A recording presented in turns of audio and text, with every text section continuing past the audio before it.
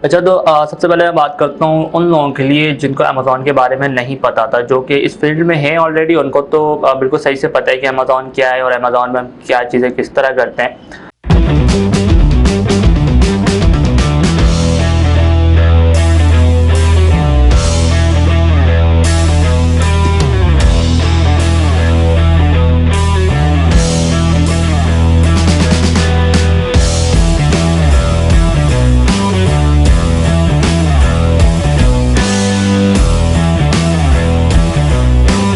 Hello everyone, welcome back to my channel, this is Sarfaraz. तो दोस्तों, आज मैं बात करने वाला हूँ अमेज़न के हवाले से कि अमेज़न पाकिस्तान में तो आ गया है, लेकिन इसका आने का फ़ायदा क्या। कि अमेज़न पहले पाकिस्तान में नहीं था, लेकिन जो भी ब्लॉगर्स हैं, ब्लॉगर हैं और एफिलिएट मार्केटिंग वगैरह के सारे काम तो हम पहले भी कर रहे थे। तो अब इसका पाकिस्तान में आने से हमें क्या आसानी होंगी और हम किस तरह काम कर पाएंगे, तो इस हवाले से मैं बात करने वाला हूँ आज इस वीडियो में। तो वीडियो को लास्ट तक देखिएगा और सबसे पहले चैनल को सब्सक्राइब करें ताकि आने वाली और भी वीडियोस आप तक आसानी पहुंच सके। अच्छा तो सबसे पहले मैं बात करता हूँ उन लोगों के लिए जिनको अमेज़न के बारे में नहीं पता था, जो कि इस फील्ड में हैं ऑलरेडी। उनको तो बिल्कुल सही से पता है कि अमेज़न क्या है और अमेज़न में हम क्या चीज़ें किस तरह करते हैं। तो उनको काफ़ी नॉलेज है इस बेस पे। लेकिन उन लोगों के लिए जो कि इस फील्ड में अभी अमेज़न के लिए ही सिर्फ आ रहे हैं, ठीक है, उनको ब्लॉगिंग का नहीं पता और वो मतलब टेक्निकल नहीं है, तो अमेज़न पाकिस्तान में आई है, काफ़ी शोर है।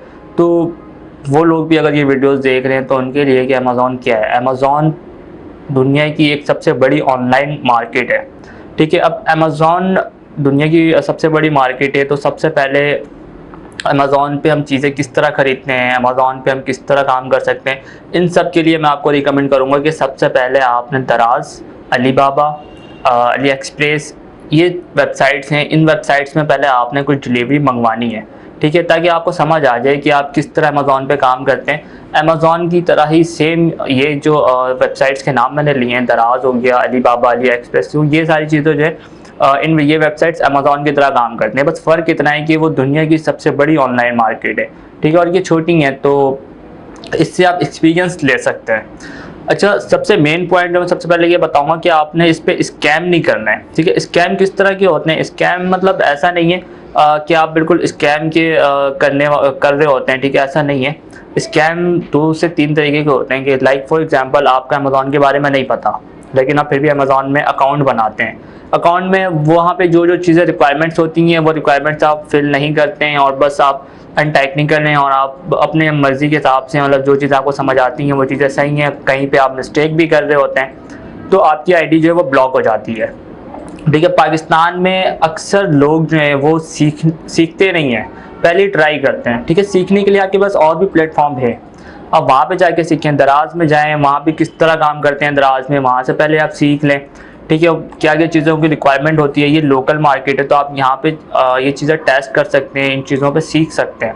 अब अमेज़न पे आप ये सारे मिस्टेक कर रहे होते हैं और उसके बाद जो आपकी आईडी ब्लॉक हो जाती है, ठीक है, तो ये स्कैम में वो काउंट कर रहे होते हैं। वो ऐसा नहीं समझते कि आपको नहीं आता, अनटेक्निकल है तो आप आए क्यों यहाँ पर, ठीक है। तो वो जो है आपको स्कैम में काउंट कर रहे होते हैं। पाकिस्तान में ये चीज़ें बहुत ज़्यादा हैं, या तो हम स्कैम कर रहे होते हैं या फिर हमारे पास कोई रियल आईडी नहीं होती, कोई रियल डॉक्यूमेंट्स नहीं होते और हम वहाँ पे अप्लाई कर रहे होते हैं फेक तरीके से, या बस मतलब जुगाड़ लगा के हमने कुछ ना कुछ आईडी बना लेते हैं, तो वो कुछ वक्त के बाद जो है वो आईडी हमारी ब्लॉक हो जाती है।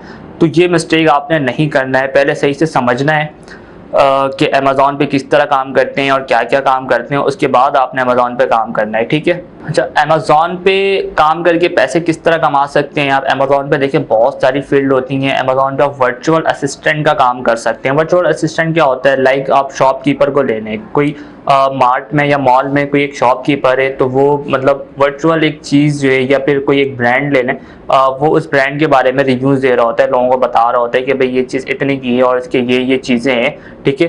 तो ये काम आप स्टार्ट कर सकते हैं। उससे आपको फ़ायदा क्या होता है? जब आप वर्चुअल असिस्टेंट वाला काम कर रहे होते हैं तो उसमें आपको बहुत सारी फील्ड्स में आसानी होती है, समझ आ जाती हैं आपको चीज़ें, ठीक है। आप दूसरों के स्टोर में आप एज अ जॉब कर रहे होते हो, एज अ एम्प्लॉय, ठीक है, तो आपको वहाँ पे चीज़ें समझ आती हैं कि कौन सा प्रोडक्ट कैसा है और उस प्रोडक्ट पे क्या करना चाहिए और इस पर क्या क्या चीज़ें होती हैं, तो आपको काफ़ी चीज़ें समझ आ जाती हैं।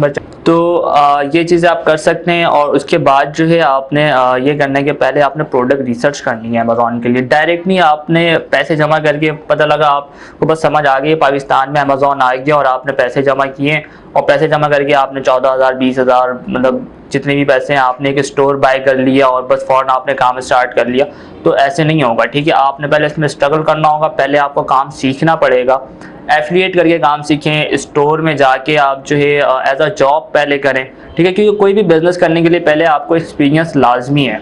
ठीक है, आप लाइक कोई शॉप करते हैं तो पहले आप शॉपकीपर बनते हैं तो आपको बहुत सारी नॉलेज आपको मिल जाती है कि किस तरह काम हो रहा है और वो किस तरह मैनेज कर रहे होते हैं। तो इस तरह आप काम करें, आपको बहुत सारी जॉब्स मिल जाती हैं इसमें, कीवर्ड रिसर्च की, प्रोडक्ट रिसर्च की, और उसके बाद जो है आपको स्टोर ऑप्टिमाइजेशन की, कि स्टोर तो आपने बना लिया बट उसकी ऑप्टिमाइजेशन कैसे करनी है।